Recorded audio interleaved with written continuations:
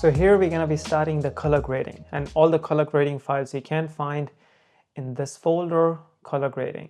So what I've done is I've already imported one clip in the timeline, but as you can see here at the bottom, we are still in edit page. So what do we need to do is to go to the color tab. Let's go here. So in this section, I'm going to be giving you an overview of what is in the color tab, because yeah, for first timers, it can be, I think, super overwhelming. So let's start from the left-hand side. So left-hand side, it's the kind of the similar structure how we had in the edit page. We have some menus on the top, so that's gallery. I'll explain you what is this picture here. And then we have LUTs. So LUTs are the filters, what you use on the videos, you know, to make them look nice. So I have a list of LUTs, but I would also put in the description some of my favorite LUT packs, and that also includes my LUT pack. So I would be including two LUT packs, where one is this Rec 709. I think it has 20 filters or LUTs, you can say. And if you just click this menu comes out.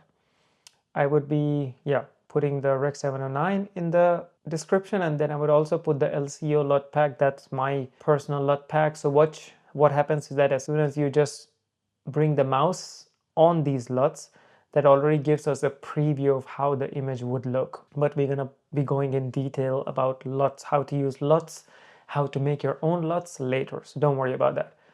And if I want the menu here, that comes here. And DaVinci also has a lot of LUTs. If you're filming from an Apple phone, if you're filming from a DJI camera, they all have a specific LUT in DaVinci already. So you don't even have to buy third-party LUT pack. So that was the LUT. And next to the LUT, we have media pool. We don't really use media pool here, but there is a little bit of use of that, but I'll explain you later. So I just keep it to LUTs, or sometimes if I want this playback to look bigger, I just get rid of everything, and then the playback is here. And if I want to resize it, I'll just press Z, so then the playback fits in the frame. And then the next one is clips here. So clips, you can see, if I get rid of the clips, then there's nothing here. But if I put the clips up, there's one clip here. So for example, if I had multiple clips in the timeline, you know, just for example, I drag 3 clips. If I go to color page, so then you can see that there's 3 clips, and you can also see the thumbnail of the clip, so you know which clip is it. So when there's like 30, 40, 100 clips in your timeline, you can just scroll around and go to specific clips.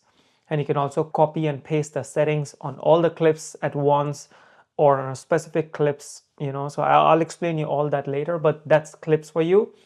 But usually if I have a small screen, if I'm editing on my laptop, or even on this 27-inch monitor, what I do usually is that I just get rid of the clips, and this is how my Windows looks, because I want to see the playback good, because that's where all the change is happening. This is what is the structure of my timeline.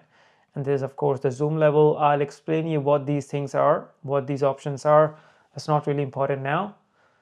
And then here, if you do enhanced viewer, that gives you a little bit more view of how the playback looks, but I'll just click it off. And then here we have the cursor mode, here we have the hand mode. If we have the hand mode, then you can move the entire node tree. Let's go back to cursor. So I just choose this one. And here there are some options which is not really important when it comes to color grading, but if I'm using them during the editing, during the color grading, I'll let you know why am I using it and what it is. And then here we have again quick export, like how we had in the edit page. So you don't really have to go to the export page. You can just quick export from here.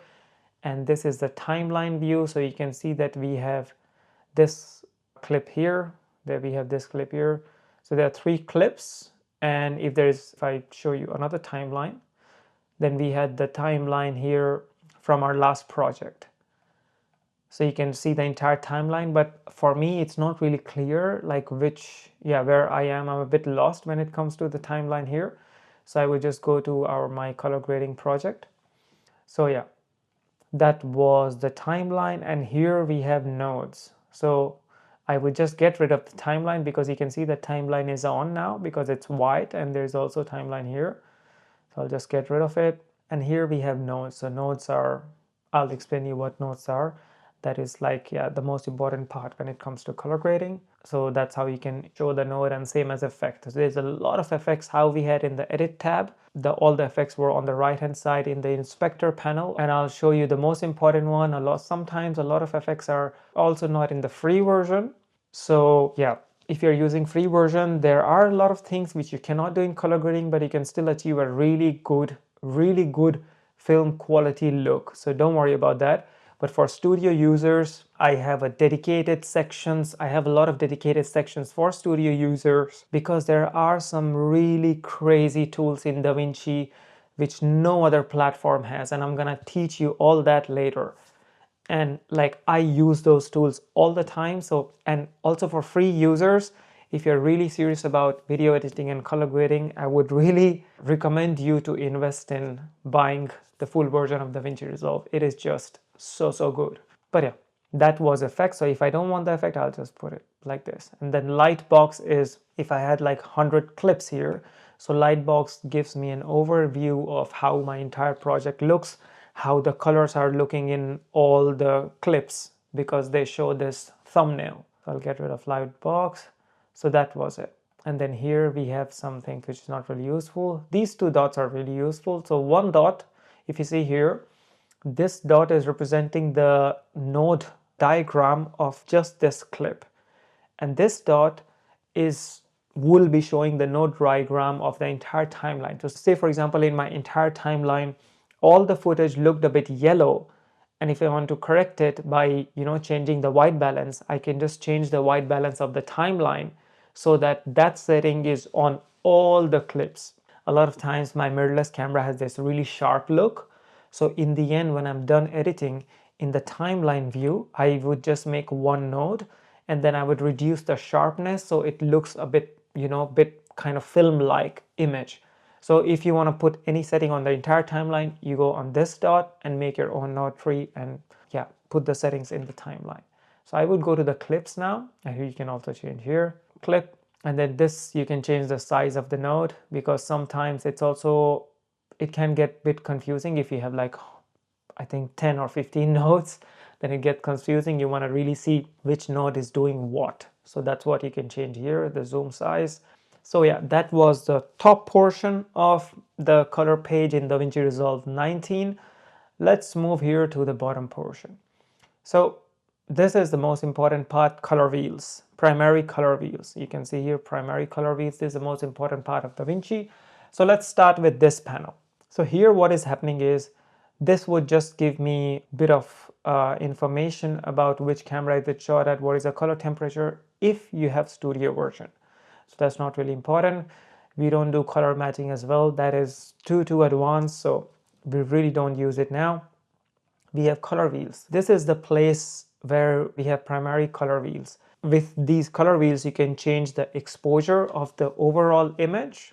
So you can, increase the brightness, reduce the shadows, increase the blacks, make it more contrast, less contrast, and all that sort of stuff.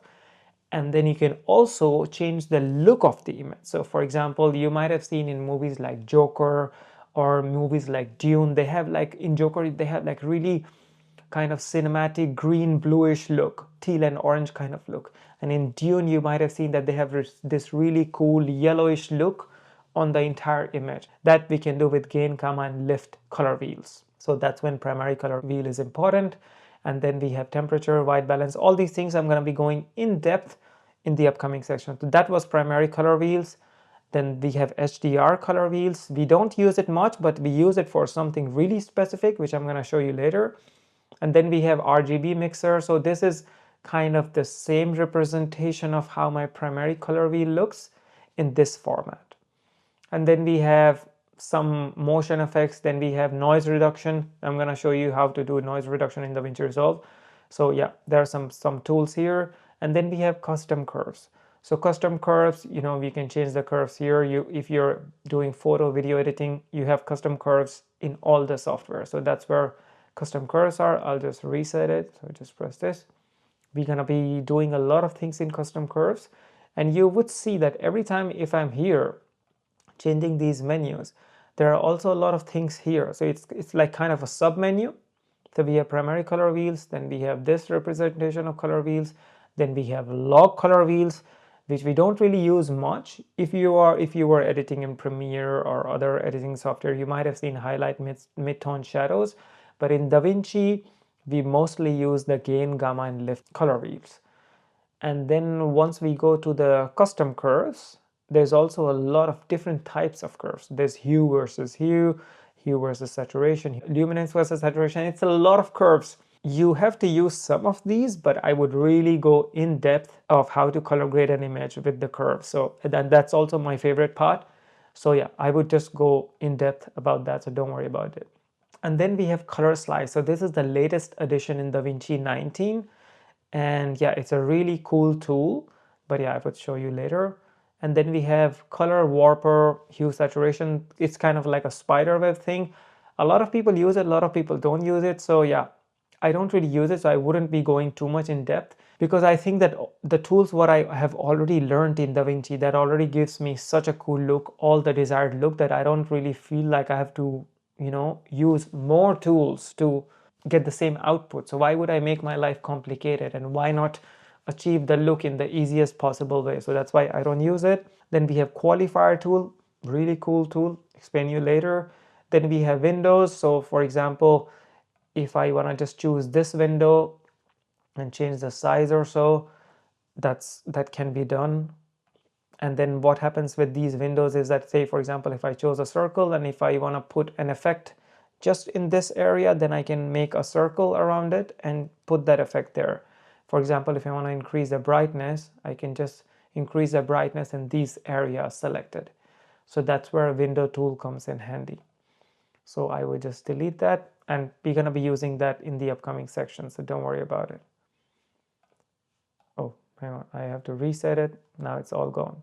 And then we have the tracker window. I'm going to be showing you this as well in the upcoming session. Then we have magic mask. The magic mask is only available in the studio version, but it is really cool, really cool. But yeah, I would be explaining it in upcoming section. So we have a lot of different options here. Let's go back to the primary color wheels. And then next to the color wheels, we have some kind of colorful graphs.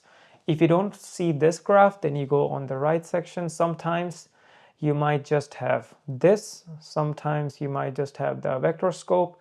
So yeah, there can be a lot of different outlets in DaVinci Resolve, depending on what computer you're using, what version you're using. So these things, parade, vector scope, waveforms, they give us a lot of information about the image, but I would go in depth about them. And you can change the outlook of the waveform.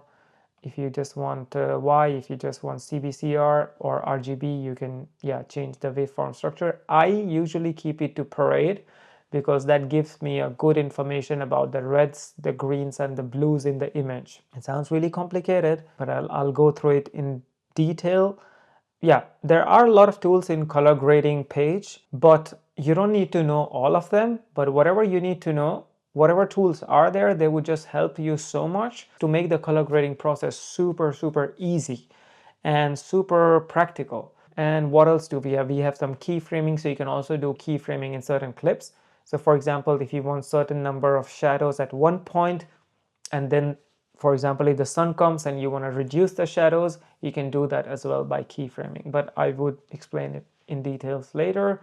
So let's go back to scopes, and then we have more information about the the clip, the start time, the end time, the resolution if it's 4K, and then all the clips what we're using is in 10-bit. So 10-bit is like a more advanced kind of clip, and in 10-bit clips, if some image is really dark, you can increase the brightness of that image without the image falling apart. Or sometimes if the image is really bright, if it's super sunny and if you filmed in a wrong setting, you can reduce the exposure until some extent if it's a 10-bit image. In some of the older cameras, there are usually images which is 8-bit, especially in the smartphones.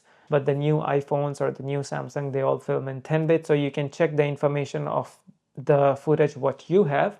Is it, if you see codec here, is it 422 10-bit or is it 420 10-bit? So yeah, you can check the information of the image, and by that you know what is the quality of your image. Because a lot of times if you are a video editor and if you get all the footage from your client or some other videographer, And if you want to know, what is the resolution, what is the color codec the footage was shot at, you can get all the information in info panel here. So yeah, that was the overview of the color grading page. It is one of my favorite pages in DaVinci Resolve, and we're going to be going in depth in this color grading, and I promise you that this would be an easy journey, so don't worry about that. So yeah, now let's get started with proper color grading. So let's go.